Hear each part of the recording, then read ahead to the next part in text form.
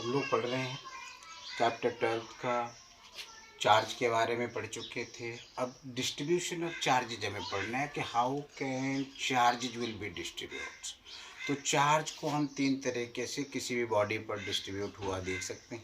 या तो लेंथ के लॉन्ग मूव करेगा, या उसकी पूरी एरिया पर, या पूरे वॉल्यूम पर। इसी के आधार पर हम लोग क्या करते हैं कि इसको तीन पार्ट में बांटते हैं। That is charges can be distributed along its length, area और वॉल्यूम।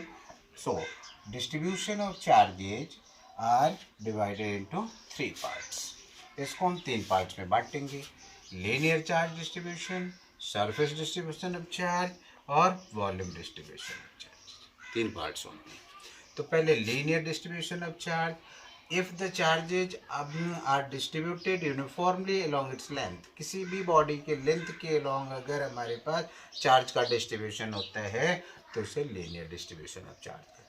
अब इसको मेजर करते हैं किस चीज़ से, तो लीनियर चार्ज डेंसिटी से, जिसको हम लैम्डा से डिनोट करते हैं, और इसको डिफाइन करते हैं चार्ज पर यूनिट लेंथ। अब यहाँ से अगर हमारे पास लेंथ एल है बॉडी का और इस पर चार्ज क्यू है, यूनिफॉर्मली डिस्ट्रीब्यूटेड है, तो इसे मेजर करने का तरीका कितना हो गया, क्यू बाई एल।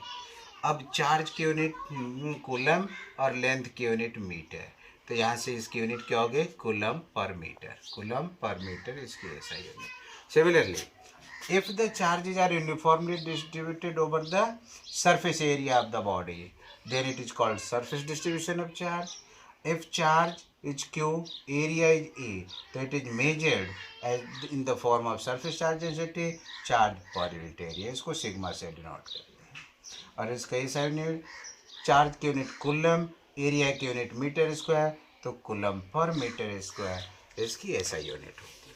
तीसरा है हमारे पास वॉल्यूम डिस्ट्रीब्यूशन ऑफ चार्जेज। अगर चार्ज हमारे पास यूनिफॉर्मली डिस्ट्रीब्यूटेड है, कहाँ, entire volume of the body, पूरे बॉडी के वॉल्यूम पर, तो इसको कहेंगे वॉल्यूम डिस्ट्रीब्यूशन ऑफ चार्ज। इसको हम लोग मेजर करते हैं वॉल्यूम चार्ज डेंसिटी के रूप में, और इसको किसी से तो रो से डिनोट करते हैं। ये हो गया charge per unit volume. Charge कितना हो गया, क्यू अपॉन वी। चार्ज की यूनिट होती है कूलम और वॉल्यूम की यूनिट होती है मीटर क्यू, तो इसलिए इसका ऐसा unit coulomb per metre cube. Now we have to see about the electric field, क्योंकि अब हम लोग को पढ़ने हैं इलेक्ट्रिक फील्ड क्या है। तो इलेक्ट्रिक फील्ड के लिए हमने कहा कि कोई भी चार्ज है, इस चार्ज के चारों ओर का रीजन जहाँ पर किसी एक चार्ज के कारण इलेक्ट्रिक फोर्स एक्सपीरियंस किया जाए, उसे कहते हैं इलेक्ट्रिक फील्ड। अब ये जो चार्ज हम यूज करते हैं इसको कहते हैं टेस्ट चार्ज, और इस चार्ज के चारों ओर जो रीजन बनता है उसको कहते हैं source charge.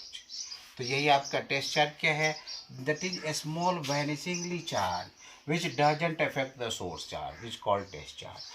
Only it is used to find out the electric force. That is, electric force can't be exist instead of the at least two charges. So test charge is used here. Now source charge, the charge around which the electric field is developed, इसको कहते हैं source charge.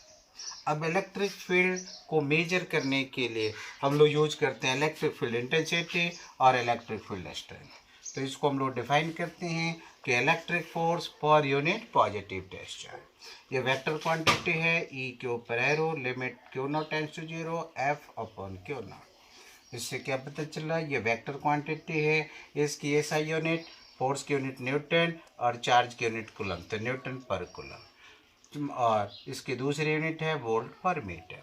ये question कई बार पूछे जा चुके हैं CBSE के अंदर। अब इसका फिजिकल सिग्निफिकेंस क्या है, तो यदि आप देखिए, अगर हमारे पास इलेक्ट्रिक फील्ड, फोर्स और चार्ज है, तो फोर्स हम इजीली कैलकुलेट कर सकते हैं। यही इसका फिजिकल सिग्निफिकेंस है कि we can readily calculate the electric force by the given formula F equal to Q naught into E. अब हम लोग फाइंड आउट करेंगे कि what is the value of electric field due to unit charge or unit charge or a group of charges and other things in the next video.